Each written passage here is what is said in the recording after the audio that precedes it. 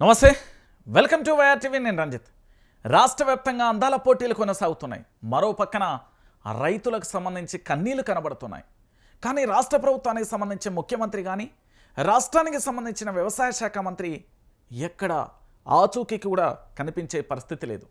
నిజానికి ఏం జరుగుతుందని ఆరా తీసినా కూడా ఎక్కడ కూడా కాస్తంత క్లూ కూడా దొరకట్లేదు.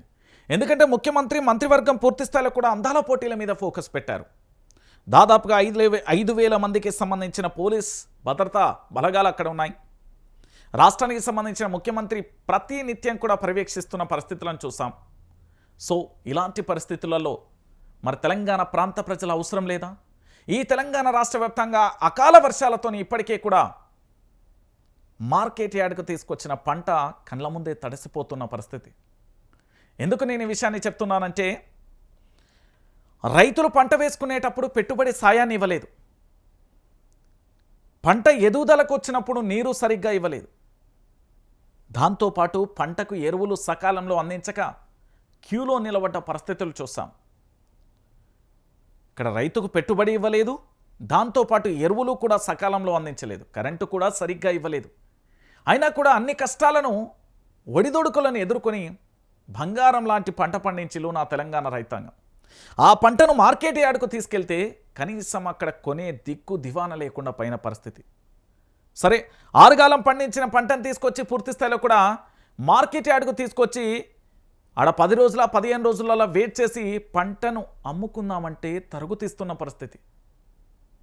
ఎంత దారుణంగా కూడా రైతులు విలపిస్తున్నారో ఒక్కసారి రాష్ట్ర ముఖ్యమంత్రి యనుమల రేవంత్ రెడ్డి గారు అసెంబ్లీలో ఏం మాట్లాడారు, దానికి కౌంటర్గా తెలంగాణ భవన్లో హరీష్ రావు ఏం మాట్లాడిండు ఒకసారి మనం చూసే ప్రయత్నం చేద్దాం.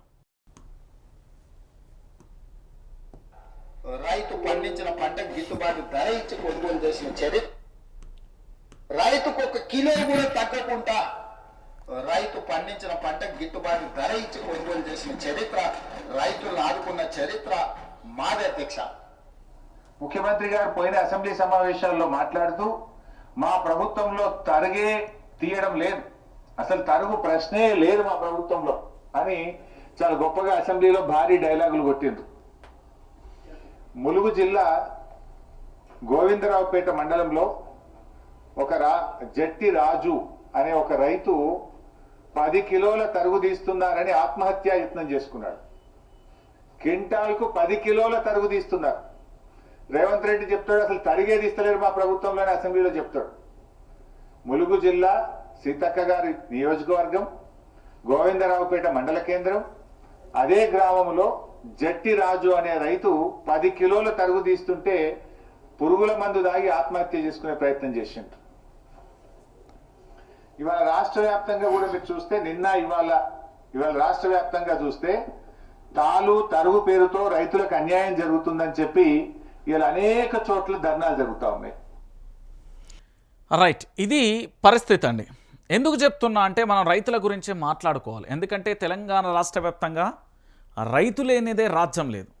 ఇక్కడ పూర్తి స్థాయిలో రైతులు ఆరుగాలం పండించిన పంటను మార్కెట్ యార్డ్కు తీసుకొస్తే టారిఫ్లు ఇవ్వరు, పోనీ దాన్ని కొనుగోలు చేయరు, దానికి సంబంధించిన గోనె సంచులు ఇవ్వరు, పోనీ మద్దతు ధర కల్పించరు, పోనీ దానికి సంబంధించి అన్ని వడ్లను కొంటాం, అన్నిటికీ బోనస్ 500 ఇస్తామని గతంలో విపక్షంలో ఉన్నప్పుడు చెప్పి ఇప్పుడు కేవలం సన్నాలకు మాత్రమే ఇస్తామంటూ మాట మార్చిన పరిస్థితి చూస్తాం.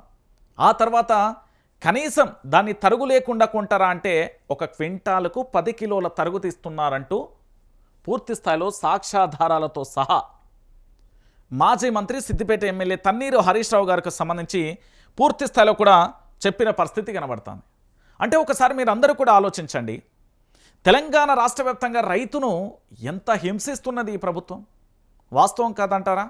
ఎందుకంటే ప్రభుత్వం సంబంధించి వ్యవసాయ శాఖకు సంబంధించిన వ్యవసాయ శాఖ మంత్రి కానీ రాష్ట్ర ముఖ్యమంత్రి కానీ పంటలు పండించిన తర్వాత రైతుకు ఆ పంట యొక్క కొనుగోలు విషయాలు కానీ ఆ పంటకు సంబంధించి పరిస్థితి ఏ విధంగా ఉంది, మార్కెట్ యార్డ్లో ఎంత మేరకు కొనుగోలు చేయగలుగుతున్నారు, వారి యొక్క సామర్థ్యం ఎంత ఉంది, ప్రజలకు అక్కడి రైతులకు ఎన్ని క్వింటాల వడ్లు వస్తున్నాయి, ఏ యార్డుకు ఎంత వస్తున్నది, ఎక్కడెక్కడ ఏం జరుగుతున్నది అనేది కనీసం సమీక్షా సమావేశం చేయకపోతే ఎట్లండి ముఖ్యమంత్రి గారు? ఈ తెలంగాణలో రైతు అనే వ్యక్తి ఉండాలా లేదా ఉరి పెట్టుకోవాలనా? మీరే చెప్పండి. ఎందుకంటే ప్రభుత్వానికి సంబంధించి ఒక క్వింటాల్కు 10 కిలోల తరుగు తీస్తున్నారని జెట్టి రాజు ములుగు జిల్లాలో ఆత్మహత్యయత్నం చేసుకున్నాడు కదా, ప్రయత్నం చేశాడు కదా.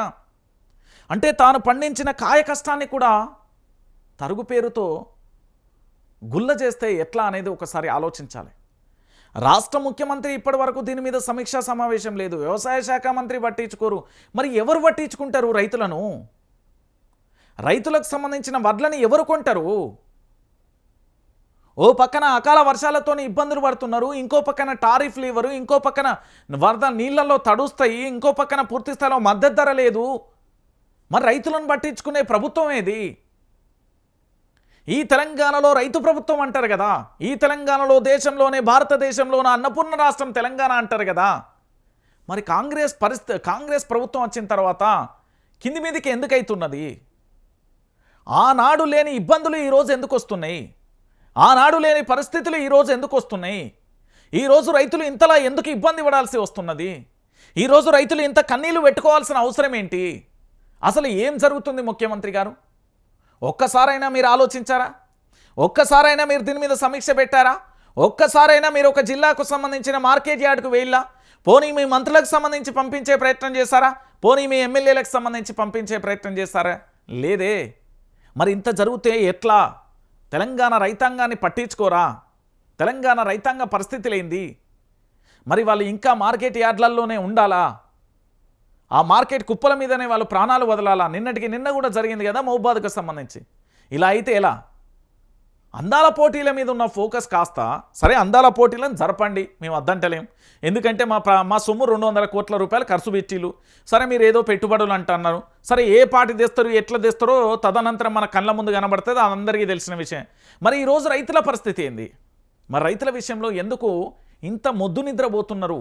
ఎందుకు రైతుల విషయంలో ఇంత ఘోరమైన పరిస్థితిని రైతులు ఎదుర్కొంటున్నారు? దానికి ప్రభుత్వం బాధ్యత వహించాల్సింది లేదా? ప్రభుత్వం ఈ విషయంలో స్పందించదా? ఏంటి ఘోరం అనేది తెలంగాణ రైతాంగం అడుగుతున్నది. ఈ ప్రశ్నలకు సమాధానం ప్రభుత్వం చెప్తుందా లేదా అనేది మనం కూడా వేచి చూడాల్సిన పరిస్థితే.